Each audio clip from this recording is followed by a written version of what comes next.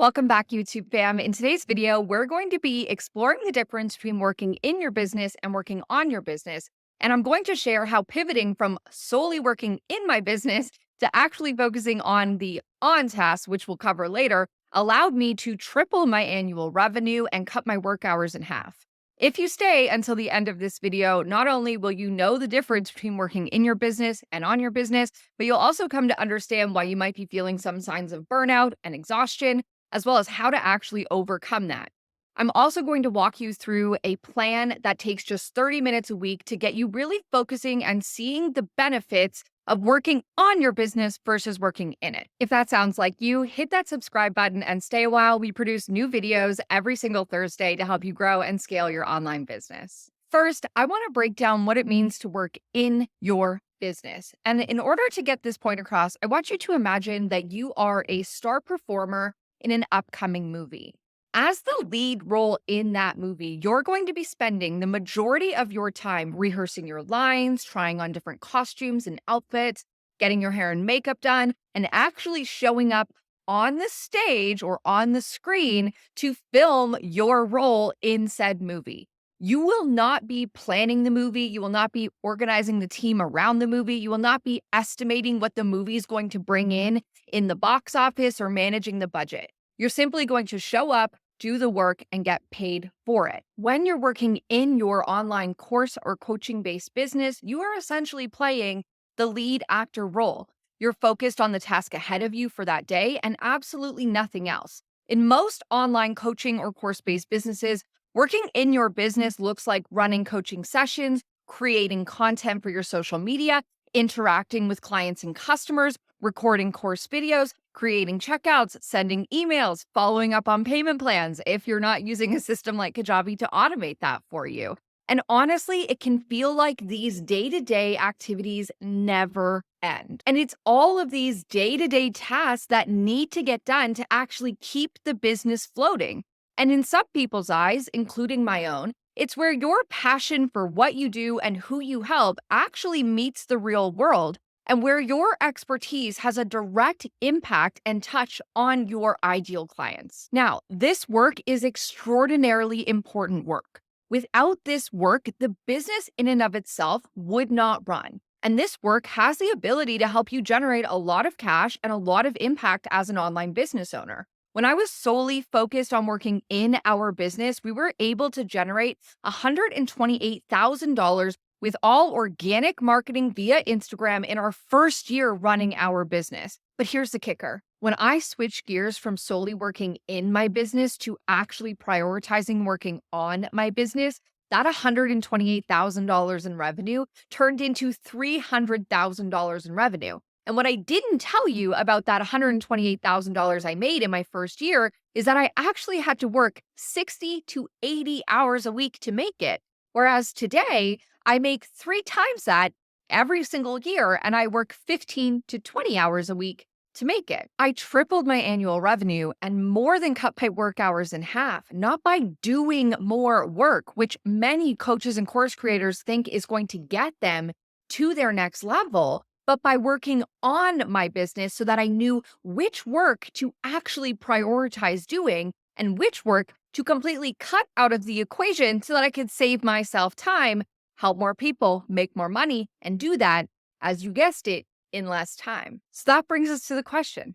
What does working on your business actually entail? Working on your business is the strategic, visionary planning work that propels your business to its next level. This is where you take a step back from all of the work that you have been doing whilst you're working in your business and evaluate the results of that doing and use the information that you find from that to refine your business strategy so that you can prioritize the work that's important and deprioritize the work that's not. Working on your business includes things like planning and optimizing your marketing strategy to find new clients, planning and optimizing your offer strategy to serve more people, planning and optimizing your sales processes and your launches to help your clients purchase those offers with less friction, reviewing and optimizing your business's financials so that you can increase profitability, and planning and building out systems so that you can outsource and or automate the work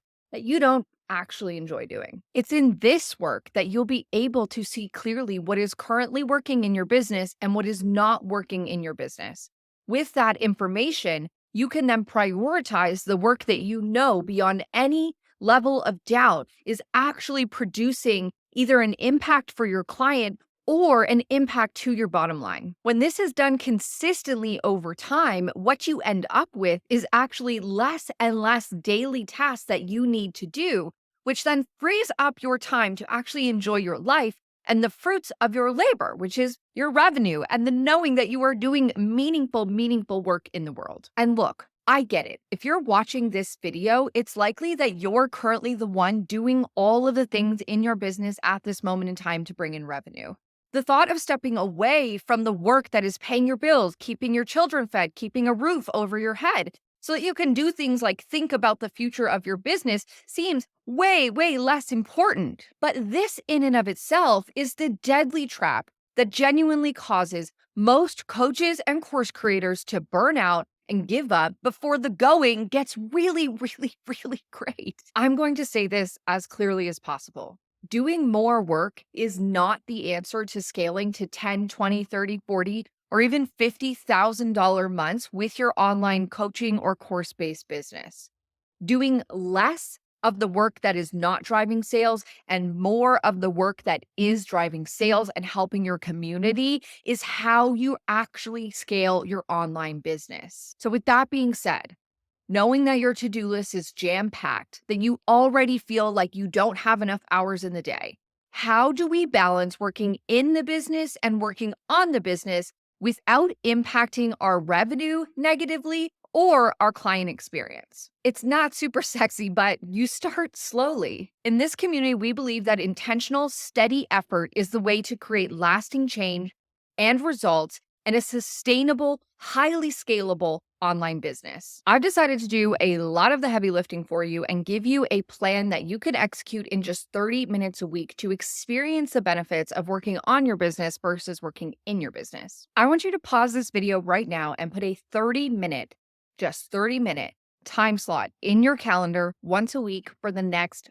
4 weeks. And then grab a pen and a piece of paper because I'm going to break down what you're going to do in each of those 4 weeks in those 30-minute time slots to help you finally understand and see the benefits of prioritizing working on your business versus working in your business. With your first 30-minute time block with week 1 of our 4-week plan, I want you analyzing and looking at your social media data and analytics. Now, for me, I solely use Instagram, YouTube, and Pinterest. So I would be looking at the data on all of those platforms, but I want you to prioritize the platform that you are most consistently using. What you're looking for when you head into your analytics dashboard are patterns. Are there topics that you've talked about in the past that consistently generate more likes than other content? Are there types of posts that you create that generate more comments than others? Is there a graphic style that your community seems to resonate more deeply with? And I want you to make note of all of the things that you discover simply by looking at your analytics. That's how you're going to spend the first 15 minutes of that 30-minute chunk. In the next 15 minutes, I want you simply to put a simple plan in place for the next couple of weeks that leverages those insights in order to help you streamline, simplify, and optimize your social strategy. So for example, if you realize that the Twitter-like quotes like this one that I put up here on the left-hand side of the screen, it might be the right, I'm still not used to that. You might realize that these outperform everything else. And so you might want to include in your strategy moving forward, doing more of those Twitter-like posts consistently.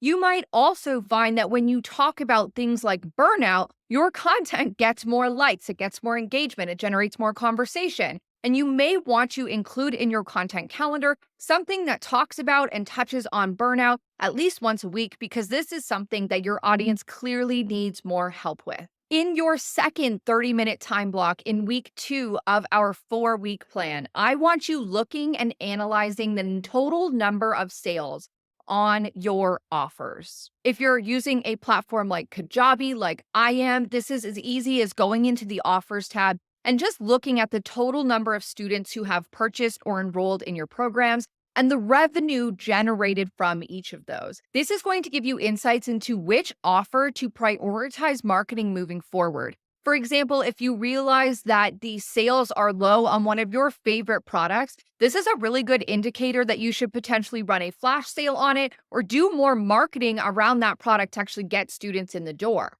You might also realize, as I did, that about 75% of your revenue is actually coming from just one of your products. And you might make the decision to forget the other products and solely focus on selling that one thing since it is the cash producing offer in your business. The important thing here is that you are looking at this data and you are not judging it. You are simply being curious about it and asking yourself, what can I do with this information to help me make more money in the next coming couple of weeks? With your third 30-minute time slot in week 3 of our 4-week plan, you are going to be analyzing and looking at your business expenses and the platforms and softwares that you're currently paying for in your business. And what you're looking for here is features that overlap between platforms. For example, Kajabi recently rolled out the ability to host coaching calls directly in the platform, which means that paying for Zoom is no longer something that's required if you're running your business on Kajabi. Zoom is anywhere from $20 to $40 per month if you're paying on a monthly plan. So you can now cut that expense out of your business and increase your profitability. And in your fourth 30-minute time slot in the 4th week of our 4-week working on your business plan. I said that funny, but I don't feel like we're recording it, so we're keeping it in. What I want you guys to do is create an offer upsell or an offer downsell. Now, if you have more than one offer that you're selling, it's likely that you could be making a lot more money with every single sale by strategically offering related products to your customers at the checkout. This could be the difference between having an average cart value of $197 or $497. And it doesn't require you to create any new products or bring any new people into your funnel. What you want to do here and what you're spending the majority of your time doing is making a list of all of the offers and all of the products that you've already created. And I want you to kind of connect the dots to the ones that are similar in nature. For example, maybe you have a low-cost offer that's similar to our Notion Instagram story content bank. This offer might pair really, really well with a higher-end course like our Discovered and In-Demand content system.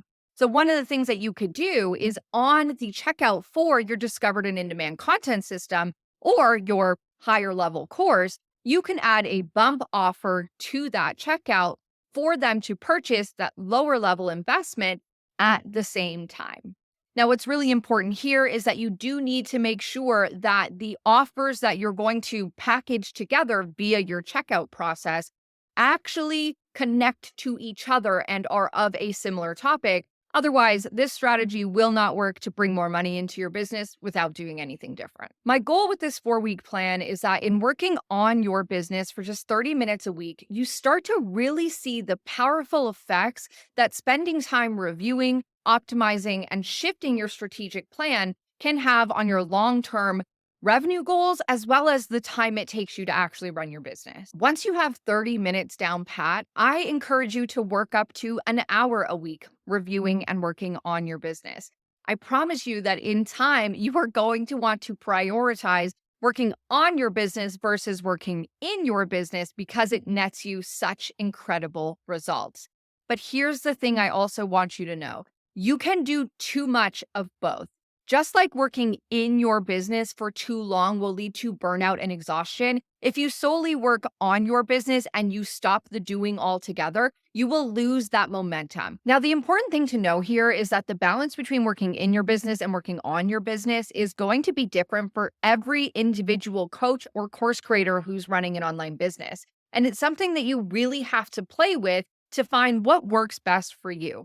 For me personally, in this season of my business, I'm spending about 8 hours every single week working on the business versus working in the business. And this is currently netting us between $20,000 and $30,000 a month in sales consistently. Now, to help you prioritize working on your business, my team and I have come up with a super fun 3-day workshop that we're calling Plan for Prosperity. In this 3-day workshop, we're going to work together to create a marketing plan, a offer plan, and a sales plan to help you get the absolute most revenue and impact out of your online business as we head into 2024. If you've been feeling overwhelmed, overworked, and underpaid, I highly recommend prioritizing signing up for Plan for Prosperity using the link underneath this video, because you will walk away knowing exactly what you need to do, knowing exactly when you need to do it, and a clear plan that you can focus on to get to your 2024 revenue goals. This 3-day workshop is completely free. We have tons of awesome, incredible prizes available for you guys as well.